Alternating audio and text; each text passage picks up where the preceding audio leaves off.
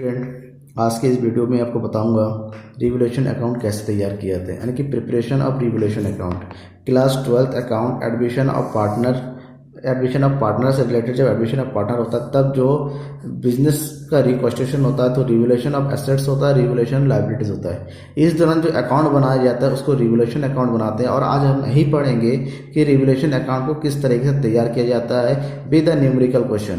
एक numerical question का help लेंगे और उस न्यूमेरिकल क्वेश्चन को सॉल्व करते हुए चलेंगे कि किस तरीके से रिवैल्यूएशन को तैयार किया जाए।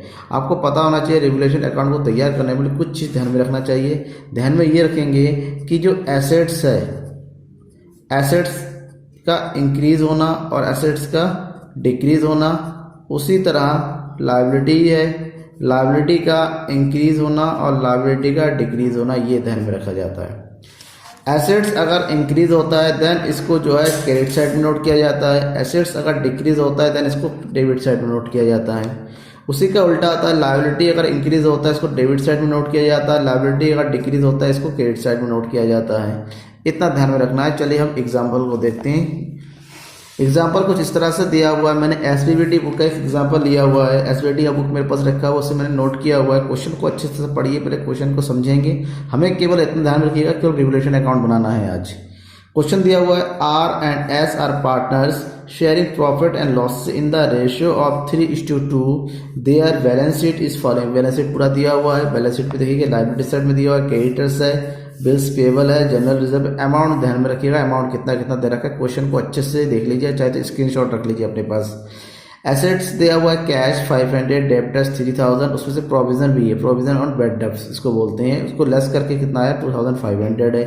स्टॉक 4500, प्लांट्स 5000 एंड बिल्डिंग है 4000। टोटल दोनों का देखिए 16500, 60000 दोनों इक्वल है क्योंकि बैलेंस शीट हमेशा बराबर आता है। अब कुछ नीचे कुछ एडजस्टमेंट दे रखे। एडजस्टमेंट सबसे मेन है क्योंकि रिवैल्यूएशन अकाउंट है, तो रिवैल्यूएशन से अकाउंट से रिलेटेड एडजस्टमेंट को ध्यान में रखना कि क्या क्या रिवैल्यूट हुआ है, क्या क्या रिवैल्यूएशन करने के लिए चीज़ें हैं, वो नीचे यहीं पर दिया होता है कि कौन कौन सी चीज़ों की कीमत बढ़ गई है, किस किस की घट गई है। They admitted Mohan in the partnership. Admission हुआ है मोहन का पार्टनरशिप में। The value of building to be increase by, building का अमाउंट जो इंक्रीज हो रहा है 1500 से। Plant to be increase by 1000, plant की वैल्यू 1000 से इंक्रीज हो रहा है।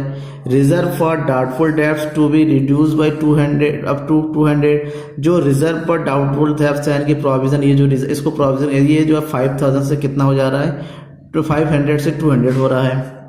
नेक्स्ट है the stock to be valued at 4200। Stock की वैल्यू जो है 4200 तक हो रही है। स्टॉक कितना है देखिए 4500, अब उसकी वैल्यू 4200 होनी है, यानी कि स्टॉक जो है कितना कम हो जा रहा है 300 रुपीज़, जो स्टॉक की वैल्यू कम हो रही है। आगे कह रहा है Mohan will bring cash for goodwill 3000 and will bring 5000 as capital.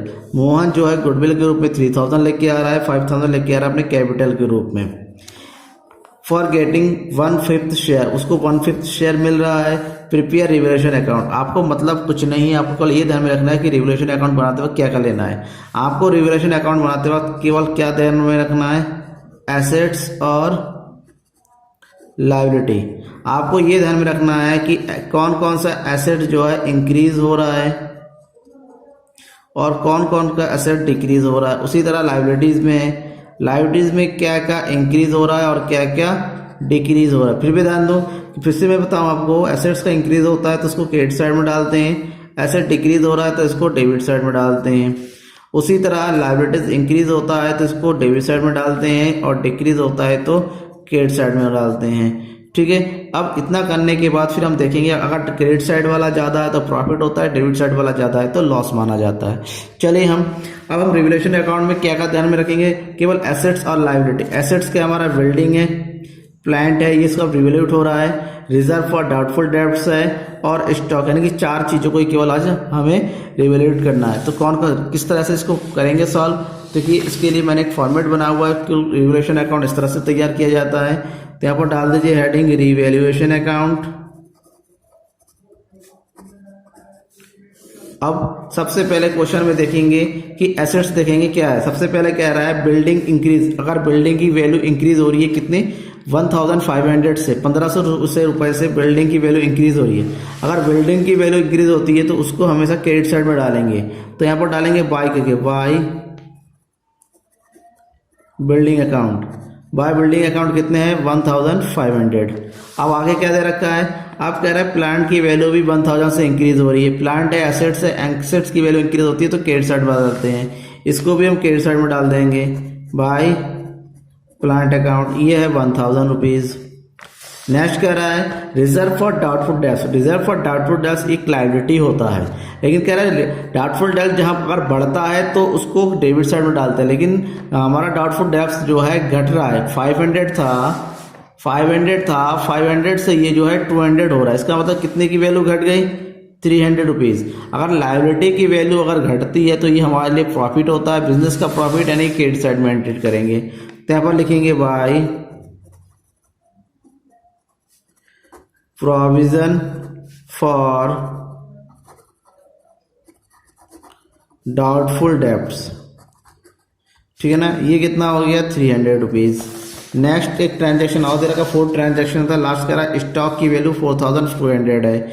Stock था 4500, उसकी वैल्यू हो गई 4500 से उसकी वैल्यू हो गई 4200। इसकी 300 की वैल्यू, अगर एसेट्स की वैल्यू घट जाए तो उसको डेबिट साइड में डालते हैं। पर डालेंगे टू स्टॉक, कितना है 300 रुपीज। अब सारा का सारा हो गया, इसके अलावा किसी दूसरी चीज़ की रिवैल्यूएशन नहीं हुआ है, देन हम इसको ऐड करेंगे। अगर इसको टोटल ऐड करते हैं तो ये आ रहा हमारा 2800। अब इधर वैल्यू कम है तो इसको इधर ही टोटल कर देंगे 2800। इस 300 को 2800 से माइनस कर देंगे तो ये आ जा रहा है हमारा 2500। ये जो आता है इसको बोलते हैं हम टू प्रॉफिट। ब्रैकेट लिखेंगे, ये सारा का सारा ट्रांसफर हो जाएगा, ट्रांसफर टू पार्टनर्स कैपिटल। और ये ट्रांसफर होगा केवल और केवल ओल्ड पार्टनर्स कैपिटल अकाउंट में। ओल्ड पार्टनर यानी कि कौन कौन है, आर एंड एस, और इसको बांटा जाएगा 3:2 रेशियो में। यानी कि 2 पार्टनर है, एक है आर और एक है एस, दोनों का रेशियो है 3:2। अब ये जो 25,000 आया हुआ है, सॉरी 205,000, इन दोनों में बटेगा। तो आर का हिस्सा कितना है इसमें से, ये है वर्किंग नोट, इसको वर्किंग नोट कर देते हैं। 2500 में इसका है 3/5। तो कैलकुलेट कीजिएगा, 5 5 = 500, तो 5 3 = 15। तो आर के हिस्से में आ रहा है 1500 और एस के हिस्से में आ रहा है 2500 मल्टीप्लाई 2/5, 5 5 = 5, 5 2 = 10, 1000। तो ये प्रॉफिट हुआ, तो उसको डालेंगे हम आर के अकाउंट में 500 और एस के अकाउंट में 1000। तो ये हो गया टोटल हमारा 2500। अब ये इस तरह से जो है रिवोल्यूशन अकाउंट हमारा बनके बिल्कुल तैयार है, फाइनल है। Thank you.